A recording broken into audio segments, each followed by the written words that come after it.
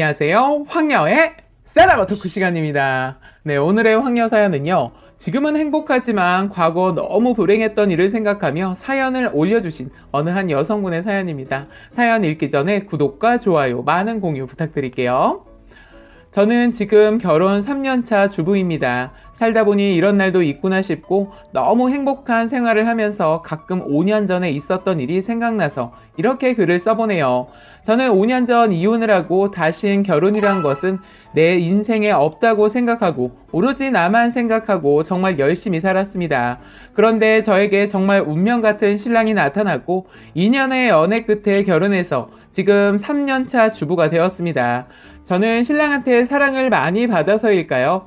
귀한 선물을 2배로 받았습니다. 지금은 남편과 쌍둥이 2아이의 엄마로서 너무 행복하게 잘 지내고 있습니다. 이제부터 전 남편과 6개월간 겪은 짧은 결혼 생활 동안 힘들었던 일들을 얘기해보려 합니다. 전 남편은 직장 동료로 만나 6개월 연애를 하고 결혼을 하였습니다.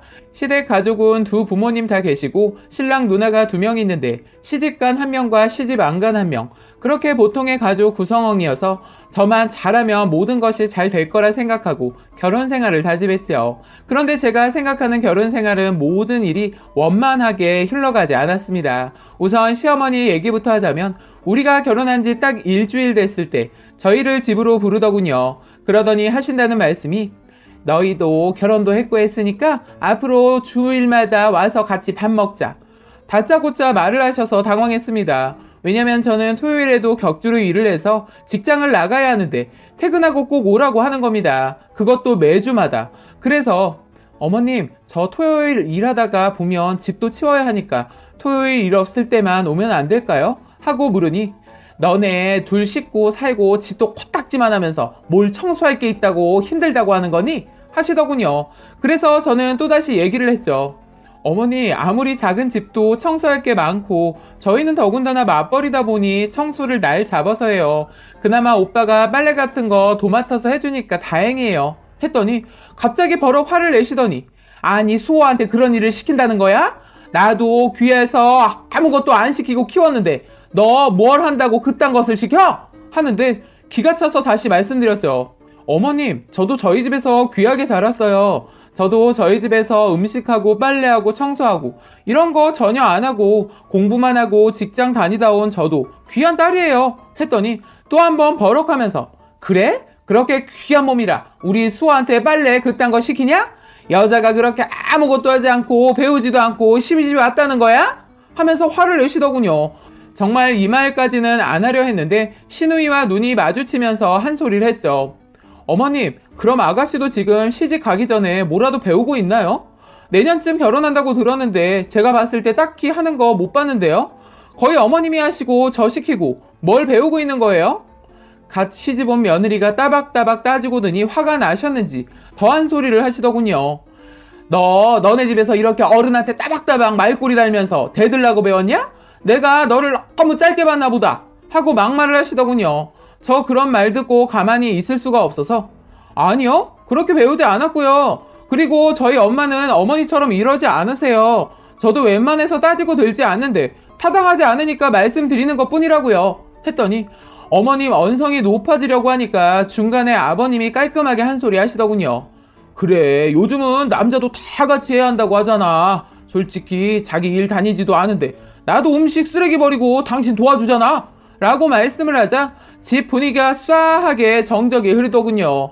그제서야 신랑이 엄마, 나 하나도 안 힘들어. 그리고 정미가 나보다 돈 더 벌어서 괜찮아. 하는데 헐, 이건 또 무슨 상황인지 도움 안 되는 말을 하고 있더군요. 내가 원하는 답은 동등하게 해야 한다는 말인데 그럼 신랑 말은 내가 돈을 적게 벌면 집안일을 다 해야 한다는 소리인지 말 같지도 않은 말을 하는 거예요. 그렇게 끝도 없이 마무리하고 집으로 왔습니다. 주말이 되었는데 시어머니 전화가 왔더군요. 오늘 일 끝나고 오너라. 할 말도 있고 하니 꼭 와라. 하고 내 말 듣지도 않고 전화를 끊어버리시더군요. 저때 분명히 일하는 날 못 간다고 말씀드렸는데 어이가 없어서 한참 생각했죠. 이 결혼을 신랑만 보고 가야 하나라고. 어쨌든 할 말도 있다고 하고 저때 확실히 마무리 짓지 않은 문제도 있어서 가보기로 하고 일단 갔습니다. 세상에, 저는 시댁에 도착해서 뚜껑 열려 죽을 뻔했습니다. 발 디딜 틈 없는 신발들과 시끌벅적한 소리에 순간 놀랬습니다. 어머님은 저에게 말도 안 하고 시댁 시 이모님들과 삼촌들을 불렀더군요. 퇴근하고 와서 그런지 배가 엄청 고파서 인사를 드리고 자리에 앉으려 하는데 어머니께서 갑자기 심부름을 시키더군요. 그렇게 심부름을 하고 자리에 앉아서 밥을 먹으려 하는데 뜬금없이 술이 거하게 취한 시어머니가 말을 꺼내는 겁니다. 아니, 요즘 애들 무서워서 시집살이 못 시키겠어. 아니, 무슨 말만 하면 하나하나 다 따지고 오더니 내가 시부모 모시던 때보다 더 힘든 것 같아 하시는 거예요. 순간 밥 먹다 숟가락을 놓았습니다. 딱 봐도 제 얘기더군요. 그리고 한마디 하려는데 신랑이 제 손을 잡더니 말리더군요. 그래서 꾹 참고 밥을 먹다 말고 설거지를 했습니다. 그렇게 참고 있는데 시어머니 또 한 소리를 하는 거예요. 아니, 언니 동생 들어봐. 내가 주마다 오라고 했더니 못 온다는 거야. 아니, 가시집 온 며느리가 시어머니 말하는데 못한다고 딱 잘라 말하는데 이거 말이 돼? 우리는 그렇게 안 그랬잖아? 그리고 수호를 빨래를 시킨다네 하시면서 내 면전에 두고 흉을 보더군요. 그래서 한마디 하려는데 갑자기 시 이모님께서 그래, 너무했다. 그래도 이제 시집 왔는데 시어머니 말 토달면 안 되지. 그리고 왜 수호한테 빨래를 시키니? 하더군요. 아니, 듣고 있자니 어이가 없어서 한 소리 하고 싶은데 신랑이 술자리이고 어른들이니까 참으라고 해서 정말 꾹 참고 눌렀습니다. 술자리 끝이 날 것 같지 않아 집에 가겠다고 하니 또 한 번 저를 화나게 하더군요. 이젠 막말로 야, 너가 가면 이것들은 다 어떻게 치우고 가냐? 며느리가 있으면 좀 편하려나 했더니 상전이 따로 없네 하는 겁니다. 이런 소리를 계속 들어야 하나 싶었는데 아버님이 이어 가라고 저희를 떠밀어서 그냥 집으로 올 수 있었어요. 그리고 집에 와서 신랑한테 얘기했죠. 내가 어떻게 해주길 바라는 거야? 내가 지금 잘못하고 있는 거니? 하고 물으니 조금은 엄마 맞춰드릴 수도 있잖아. 그러면 안 돼? 하는 거예요. 그러면서 한다는 소리가 솔직히 주말에 갔다가 밥 먹고 오는데 뭐가 힘들다고 안 간다고 하는 거야? 하는데 어처구니가 없어서 아, 그래? 그럼 그 음식 누가 다 준비하고 치우는데? 어머님은 자기 힘들다고 아무것도 못하게 하고 시누이는 할 생각조차 안 하고 내가 자기 집 가정부야? 왜 다 나한테 시키는데? 나도 쉬고 싶고 가져다 준 거 먹고 싶어. 주말에 가면 어머님 어떻게 하는지 몰라서 지금 그렇게 얘기하는 거야? 했더니 갑자기 조금은 맞춰줄 수 있잖아. 대신 우리 집에 오면 나도 하잖아. 엄마 집에 가서 주일마다 하는 게 그렇게 힘들어? 하는데 더 이상 대화가 안 되더군요. 그래도 내 의사는 전달해야 할 것 같아. 힘들어. 일하고 오면 지치고 힘들다고 쉬고 싶다고 했더니 그럼 일을 그만두던가 해서 나도 화가 나서 그럼 대출비는 어떻게 갚을 건데? 했더니 어이없는 말을 하는 거예요. 안 되면 엄마 집으로 들어가면 되지. 이참에 아예 들어가자. 주말마다 오라고 해서 가는 것도 귀찮고 힘든데 그렇게 하는 것도 좋을 것 같아. 하는데 제가 사람을 잘못 봤구나 생각이 들더군요. 지가 편하자고 시댁으로 들어가자는 이 남자 정말 싫더라고요. 저희는 새벽까지 그렇게 싸우다 서로 각자 잤습니다. 처음으로 싸우고 그렇게 며칠을 각방을 썼어요. 이 사람과 이런 대화를 하고 나니 결혼에 대해 다시 생각하게 되는 계기가 되더군요. 그렇게 말도 안 하고 지내다 쉬는 토요일이어서 시댁에 갔는데 마침 시집간 시누이도 와 있더군요. 어머님은 저를 보자마자 심부름을 시키는 겁니다. 형님 시댁에서 제사 지내고 왔으니까 힘들 거야. 너가 형님 밥 좀 차려주고 조카들 목욕 좀 시켜주라 하시고 저번 주에 안 온 거에 대해서만 형님 앞에서 계속 얘기를 하는 겁니다. 정말 너 대단하다. 진짜 목욕 오겠다는 거니? 뭐가 그렇게 힘들다고 그래? 하시는데 저도 지치는 거예요. 그런데 지금 주말마다 오겠다고 하면 계속 이 생활이 지속될 것 같아 안 한다고 하는데 갑자기 시어머니가 대뜸 그러면 너네 집으로 들어와라. 우리가 이렇게 계속 이런 일로 말을 하면 서로 감정만 상하고 하니까 아예 들어와서 살아 하는 거예요. 저는 그러고 싶지 않아서 싫은데요? 아주 짧게 얘기를 했습니다. 그랬더니 소리 지르면서 뭐가 문제야? 왜 안 온다는 거야? 내가 듣고 싶던 질문이어서 시원하게 답해드렸습니다. 저는 가족이 다 같이 함께 도와가면서 살아야 한다고 생각해요. 어머님 시대 때는 어떻게 사셨는지 모르겠지만 저도 지금 일을 하고 있고 그런데 왜 자꾸 저를 어머님 대신 집안이라는 사람으로 대신하냐고요. 오늘도 그래요. 아니 놀고 있는 아가씨 있는데 왜 저보고 조카들 목욕이며 집안 청소며 빨래를 저만 시키냐고요. 그리고 밥 먹다가도 아가씨 옆에 있는데 꼭 저보고만 물 가져와라, 밥 더 퍼와라, 누구나 할 수 있는 일을 왜 꼭 제가 해야 하는지 정말 이해가 안 돼요. 했더니 아니 그럼 내가 하리? 뭐가 그리 힘들다고 그것도 못해? 하시길래 그럼 아가씨 시키세요 했습니다. 그랬더니 더 기가 막힌 게 애가 시집가서 할 건데 뭘 벌써부터 시키고 그래? 하는데 진짜 시어머니 머릿속에 뭐가 들어있는지 저런 말을 하나 싶더군요. 그래서 전에 들은 얘기가 있어서 한마디 했습니다. 어머님, 전에 저보고 그러지 않으셨어요? 시집 오기 전에 이 일 저 일 해보고 배워서 와야 하는데 친정에서 뭘 배워왔냐고 저한테 막말하신 거 기억 안 나세요? 따지고 들었고 보고 있던 신랑놈이 갑자기 그만 안 해? 정말 도대체 모이기만 하면 왜 그러는 거야? 너 우리 집이 그렇게 싫으면 헤어지던가 하고 말을 하는데 그렇잖아도 이건 아니다 생각하고 있던 찰나에 그래?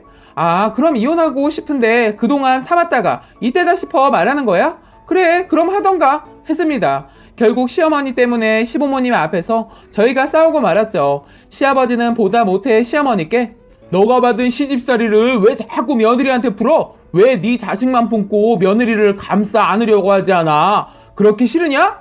하시니까 시어머니 한다는 소리가 더 어이없더군요. 아니 애가 고분고분하게 말을 들어야 하는데 자꾸 대들고 따지고 들잖아 하는 거예요. 아니 며느리가 뭐라고 왜 그래야 한다고 생각하는지 그리고 진짜 몇 달 살았는지 이대로는 못 살 것 같아 저도 이혼 생각을 하고 있던 참이었는데 시어머니 한 소리에 그날이 오늘이구나 싶었습니다. 때마침 결정적인 한 소리를 하더군요. 지가 대단한 사람도 아니고 애도 못 낳고 매일 오라는 것도 아니고 주말에 보자는데 그것도 싫다 하고 아니 시누이들이 지보다 나이도 많은데 심부름 그거 하나 못 해줘서 대단한 애가 들어왔어 하시는데 저 뚜껑 제대로 열려버렸습니다. 그래서 제대로 나를 보여주고 싶어서 말했죠. 아 그래요? 어느 누가 시누이 팬티까지 빨아야 하냐고요.